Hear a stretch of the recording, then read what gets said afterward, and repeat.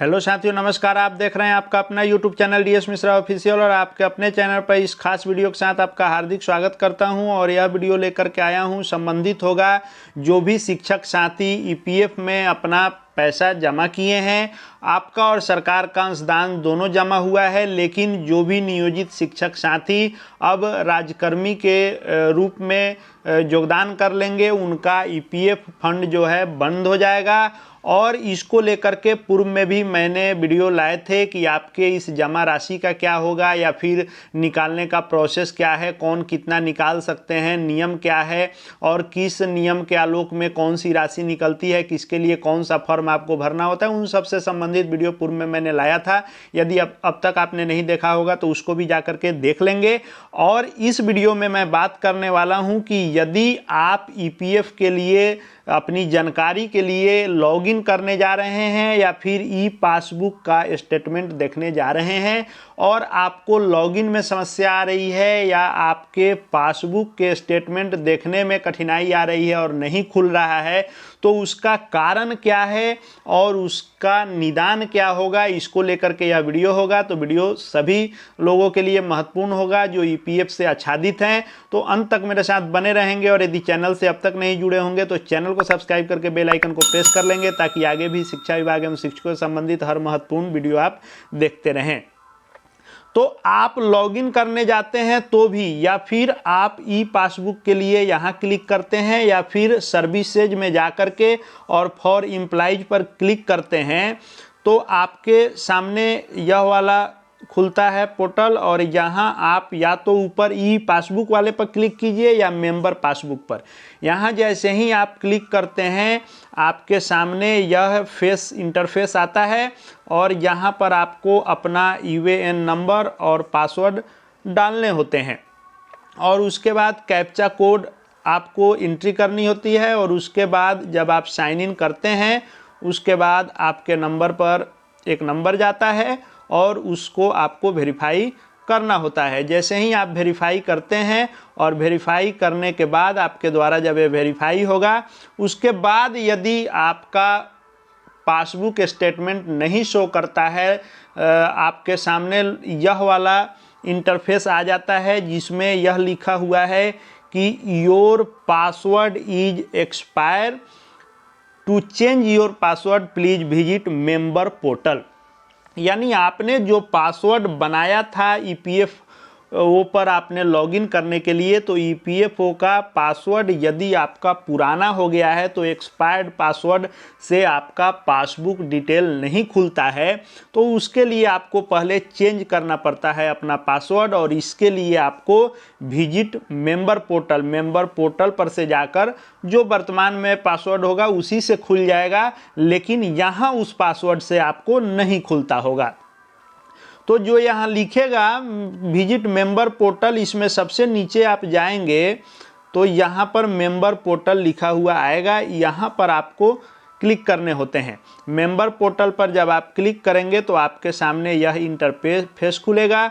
यहाँ पर आपको अपना यूएएन नंबर और यहाँ पासवर्ड मांगेगा, फिर आपको कैप्चा कोड यहाँ पर शो करेगा और आपको कैप्चा कोड यहाँ डालने के बाद जैसे ही आप यहाँ कैप्चा कोड डालेंगे, इंटर यूएएन नंबर, पासवर्ड और कैप्चा कोड जो भी आप में शो करेगा, यहाँ पर आप डालने के बाद साइन इन करेंगे। तो साइन इन करने के बाद आपके सामने यह इंटरफेस खुलेगा और ईपीएफओ के साथ आपने जो भी मोबाइल नंबर रजिस्टर्ड किया होगा उस पर एक पिन जाएगा, उसको आपसे मांगेगा ईपीएफओ का पोर्टल। आपको एंट्री करने के बाद फिर से कैप्चा कोड मांगेगा और कैप्चा कोड यहाँ एंट्री करके आपको सबमिट करना होता है। उसके बाद जैसे ही आप सबमिट करेंगे आपके सामने इंटरफेस ऐसा खुलेगा। यहाँ ऊपर में आपका नाम और यूएएन नंबर शो करेगा यहाँ पर, और उसके बाद यूएएन कार्ड और अकाउंट सेटिंग करके आएगा। आपको अकाउंट सेटिंग में जाना है या ऊपर में यहाँ पर जो 3 लाइन रहेगा वहाँ से भी क्लिक करके चेंज पासवर्ड वाले आपको ऑप्शन में जाना होगा। चेंज पासवर्ड वाले ऑप्शन को जैसे ही आप क्लिक करेंगे आपके सामने ऐसा इंटरफेस आएगा जिसमें आपको पुराना वाला पासवर्ड मांगेगा, ओल्ड पासवर्ड आपसे पूछा जाएगा, फिर आपको न्यू पासवर्ड मांगेगा, यानी पुराने को डालिए, उसके बाद आपसे पूछेगा कि नया क्या बनाना चाहते हैं। आप स्ट्रॉन्ग पासवर्ड बनाएंगे ताकि आजकल डिजिटल ज़माने में बहुत तरह के हैकिंग इत्यादि की संभावना बनी रहती है, इसलिए जो भी पासवर्ड बनाएं आप पूरा स्ट्रॉन्ग पासवर्ड बनाएं जिसमें कैपिटल अल्फ़ाबेट, स्मॉल अल्फ़ाबेट, उसके बाद सिंबल और डिजिट, इन सब का प्रयोग करके स्ट्रॉन्ग पासवर्ड आप बनाएंगे। फिर उसको कन्फर्म यहाँ करेंगे। लेकिन यहाँ ऐसे नहीं होगा, इस पासवर्ड को रीसेट करने के लिए आपको अपनी आइडेंटिफाई जो है करनी होगी कि मैं ही वह व्यक्ति हूँ, कोई दूसरा इसका उपयोग नहीं कर रहा है। इसके लिए आपसे आधार बेस्ड आपका आइडेंटिफाई करेगा, आधार से आपको आइडेंटिफाई करेगा कि आप वही व्यक्ति हैं कि नहीं, तभी पासवर्ड रीसेट करने का आपको अलाउ करेगा। इसके लिए आप यहाँ गेट आधार वाले पर क्लिक करेंगे और जैसे ही आप इस पर क्लिक करेंगे आपके सामने जो भी आपका मोबाइल नंबर आधार के साथ आपका जुड़ा हुआ होगा उससे आपको आइडेंटिफाई करेगा और आपसे कोड पूछेगा, वहाँ पर आपको इस कोड को OTP को यहाँ डालना होगा और चेंज पासवर्ड पर आपको क्लिक करना होगा। जैसे ही आप यहाँ अपने आप को आइडेंटिफाई करेंगे और चेंज पासवर्ड पर क्लिक करेंगे आपका पासवर्ड चेंज हो जाएगा। पासवर्ड चेंज हो जाने के बाद आपको ऐसा एक इंटरफेस दिखेगा जिस पर लिखा हुआ रहेगा password has been change successfully, kindly log in with new password और click here to log in लिखा हुआ रहेगा। आपको फिर से यहाँ पर क्लिक करने पर लॉगिन का ऑप्शन आएगा, वहाँ जा कर के आपको फिर से अपना UAN नंबर और अपना पासवर्ड डालना होगा। उसके बाद आपको दिखाएगा आपके पासबुक का स्टेटमेंट। लेकिन ये आप ध्यान रखेंगे कि जब आप पासवर्ड बदलेंगे उसके 6 घंटे के बाद ही पासबुक स्टेटमेंट दिखाएगा। आप पासवर्ड तुरंत बदलेंगे और कहेंगे कि मेरे बताए हुए अनुसार नहीं हो रहा है, नहीं खुल रहा है, तो आपको 6 घंटे कम से कम इंतज़ार करने होंगे। 6 घंटे के बाद ही न्यू पासवर्ड वह वेरीफाई करता है और न्यू पासवर्ड के साथ 6 घंटे के बाद ही UAN नंबर और पासवर्ड को एक्सेप्ट करेगा और EPFO आपको इसकी जानकारी देगा पासबुक का। तो आपको बदलने के बाद तुरंत लॉगिन करने पर नहीं शो करेगा और आपको 6 घंटे के बाद वहीं जो मैंने दिखाया कि जहां से आपको पासबुक जहां लिखा हुआ था या मेंबर पासबुक, वहां क्लिक करेंगे तो उस इंटरफेस के साथ खुलेगा।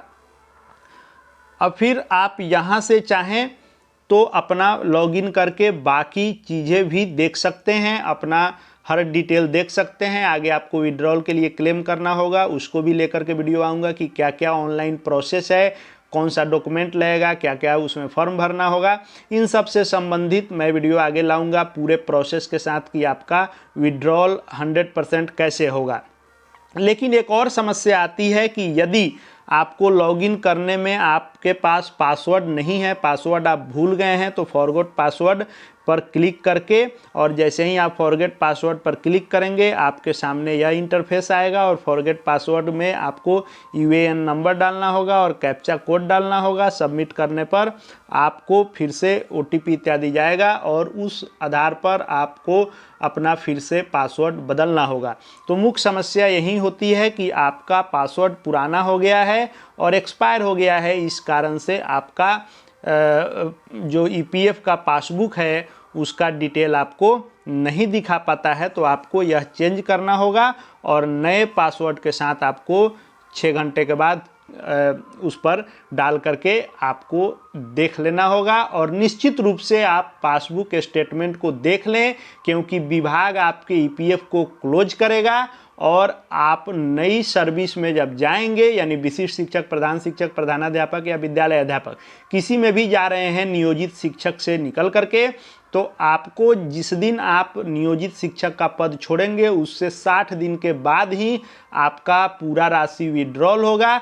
तो इस बीच में यह सभी काम आप कर लें, पासबुक को देख लें। यदि आपका किसी महीने का जमा नहीं हुआ है तो अपने जिले के जिला कार्यक्रम पदाधिकारी स्थापना से लिखित आवेदन के साथ मिलें और आप अपने पूरे महीने का डिटेल चेक कर लें कि सभी महीने का आपका पैसा जमा हो गया, उसके बाद ही आप विड्रॉल कराएंगे। आगे भी शिक्षा विभाग एवं शिक्षकों से संबंधित हर महत्वपूर्ण वीडियो देखते रहने के लिए चैनल से जुड़ जाएंगे।